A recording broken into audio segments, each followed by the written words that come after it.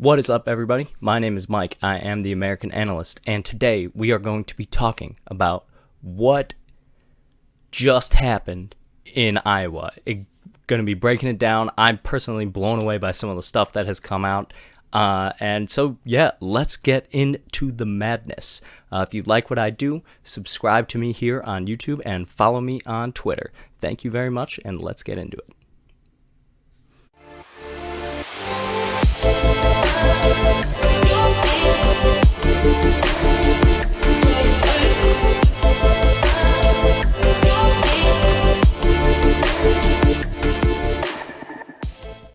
Okay, so we are going to break down the Iowa caucuses from the New York Times. Firstly, right off the bat, I swear I'm not going to use them as a source every single time. They just happen to have the perfect sources that I had wanted. So let's go over, for those of you who saw my predictions video on Sunday, let's briefly recap it. My initial prediction was correct. Michael Bennet was not the sleeper candidate. He's sitting at a commanding 0 state delegate equivalence, which is what this SDE is. Sitting at 0 state delegate equivalence and 0% of the delegates. So no great shock there, but good to see that at least one of my predictions was correct. So first political prediction, wildly off, I would say, but was correct about that one. Andrew Yang, hey, good on him, 1%, illustrious leader of the Yang game, keep it up. Shocked by right here, total state delegate equivalence 4 from Tom Steyer. I wonder how many actually votes he got versus if those are super delegates. If I was making a safe assumption, I would say those are super delegates, and we'll get into exactly what that would be in a second. And then Klobuchar's doing surprisingly well in Iowa, at least from my point of view. I never thought she would break 10%. I never, ever thought that. And then Warren, Elizabeth Warren, 18% of the vote. She did better than I thought, too. I think this is going to change a lot of people's minds about where exactly the race is. And then, of course, skipped Biden because, I mean, wow. He got absolutely demolished.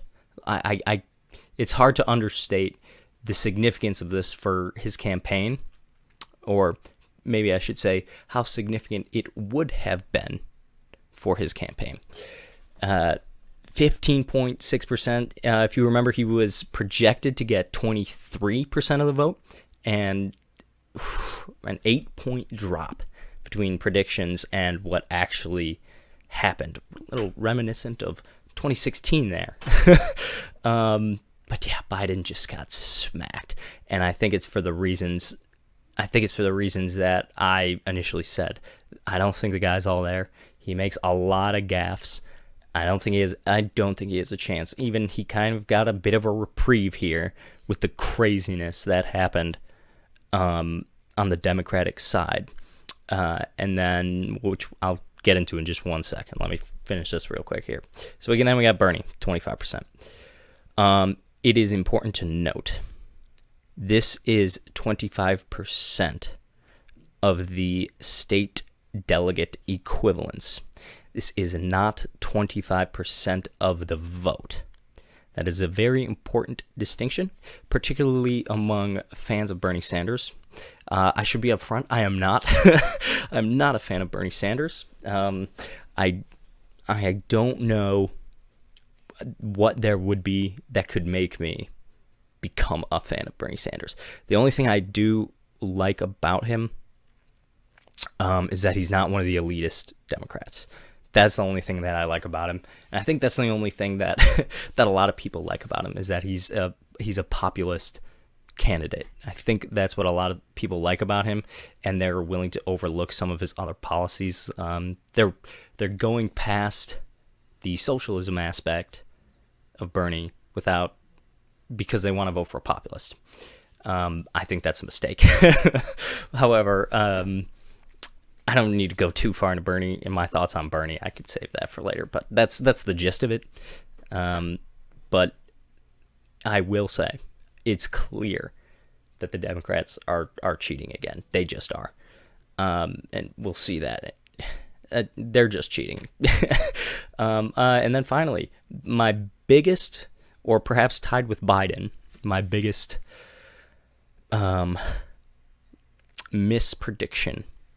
mistake, rather.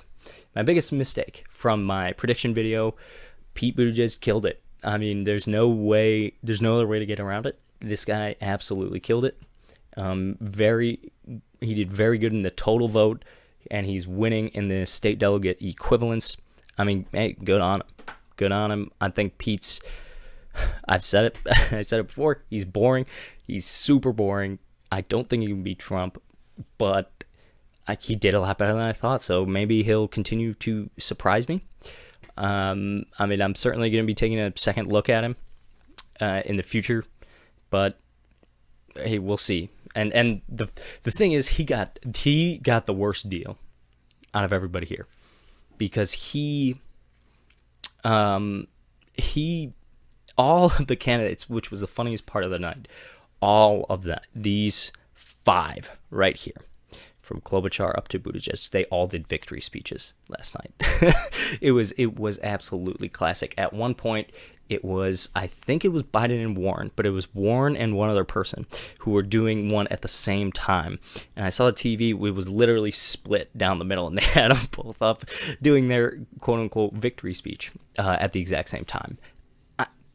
Hey, that's the state of the Iowa caucuses from last night. It was true comedy gold, if you ask me.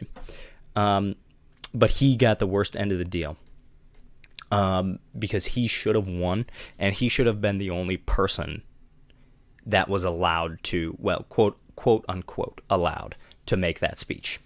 All the other candidates could claim a victory, and they all did, basically.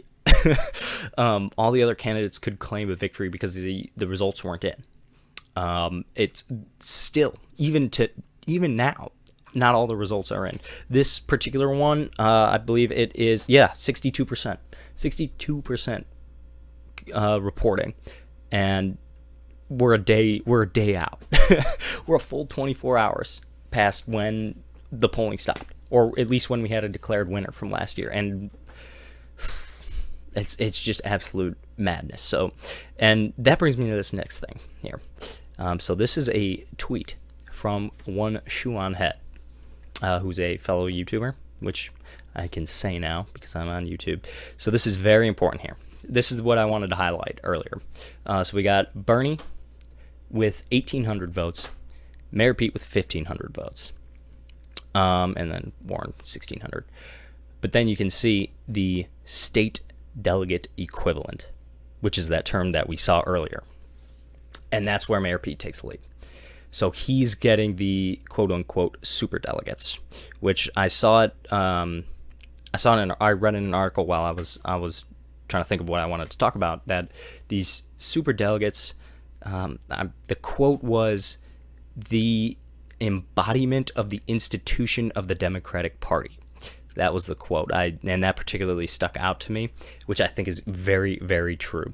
So basically, it's just each state gets a certain amount of these super delegates, and these super delegates can then support whoever they want. And this is probably also important to add here, that there were some of the scenes of how they were assigning these delegates really actually blew my mind. The biggest one was, I actually saw two now. I've seen 2 separate polling places in Iowa that were flipping coins to decide who wanted to, or how the delegate would vote. So there was a tie in the votes, so they flipped a coin to decide. Like, it's like, okay, all right. I mean, look, it's clear the Democrats are cheating. It's clear they don't want Bernie. So they're doing, and that's something I want to say. It's not a conspiracy. It's just not. What would you do if you were in that situation of that being that person. So somebody comes to you, says, all right, Pete's got 20 votes. Bernie's got 20 votes. The delegate has to go to somebody. What do you do? I have no idea. Maybe one would assume that there's some kind of like protocol for when that would happen, and I'm sure there is. And flipping a coin's definitely not the right answer, but I think it's important to say that, like, look, they're clearly cheating. I believe that they're cheating, but it's not a conspiracy. Like, nobody's getting all these people into a room and saying we're going to take down Bernie. It's just not that, and I think that's important to recognize. Think about what you would do if you were that person in a middle school in Iowa trying to run this caucus. I think that's important to remember. And yeah, see, this was the big one. This was the big one. 1,500 votes currently for Pete and 1,800 for Bernie, and yet Bernie has less super delegates, which is the same thing that happened in 2016. And I think, which brings me to this map. This shows that the bias that is still out there against Bernie. I wanted to show you this. This is when, let's see, hopefully my internet is working. Yeah, okay, so we refresh this page, and it pulls up beautiful map. Honestly, I couldn't find, I give credit where it's due. I could not find anything that was this well done on any other website. Truly amazing stuff right here.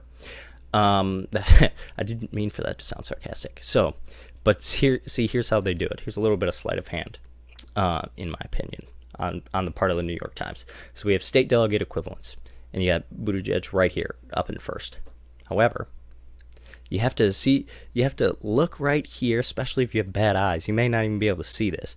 You have to look right there and click on these tiny letters, and then you do first alignment votes and final alignment votes.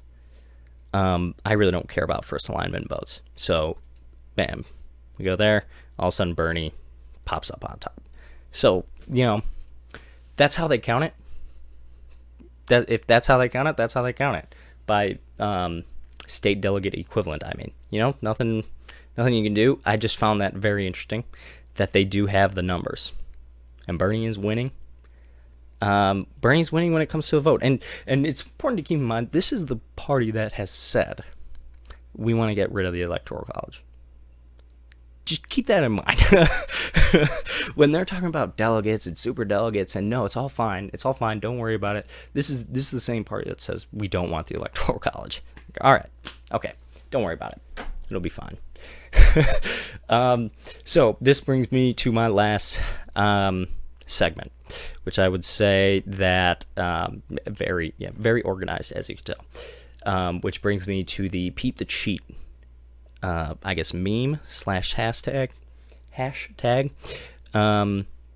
So there's a rumor going around that Pete cheated in the presidential election, and I'll say, I want to say up front, I do not believe that it did. I think it's total coincidence.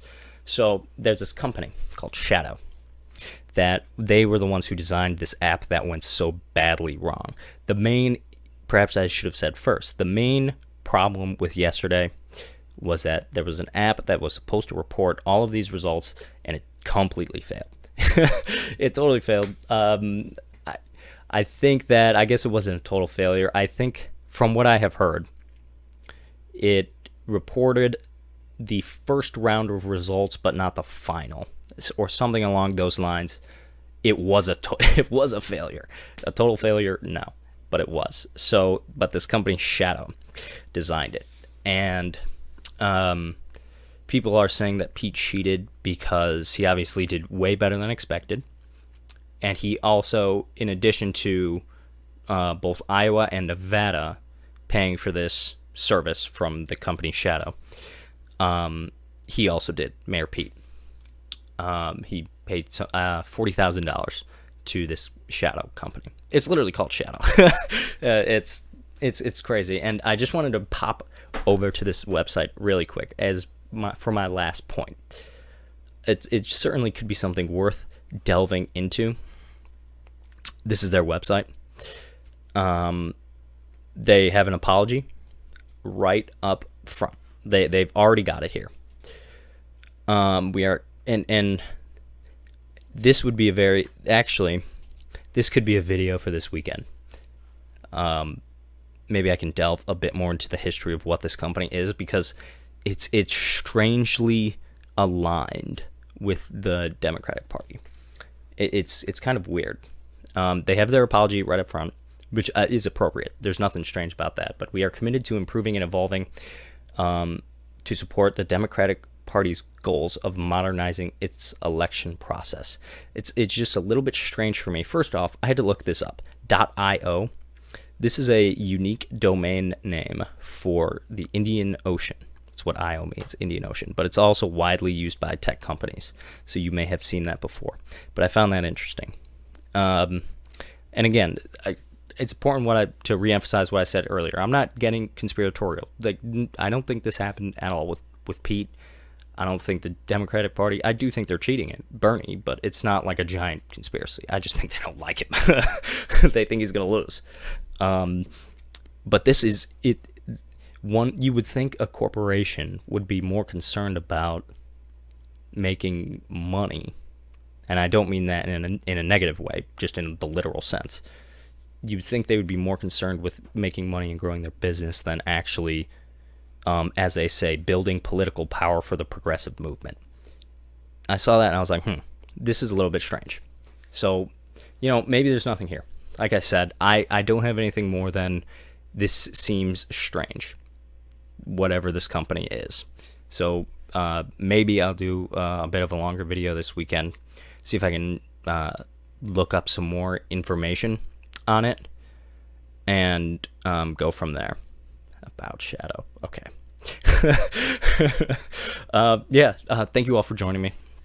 And once again, I'm Mike, the American Analyst. I will talk to you all tomorrow. Have a good one. Thank you all for listening. This is Mike, the American Analyst. Follow me on Twitter, Minds, and subscribe to me on YouTube. And be sure to hit that bell notification. I'll be coming out with new videos every single day for your viewing enjoyment. Have a good one.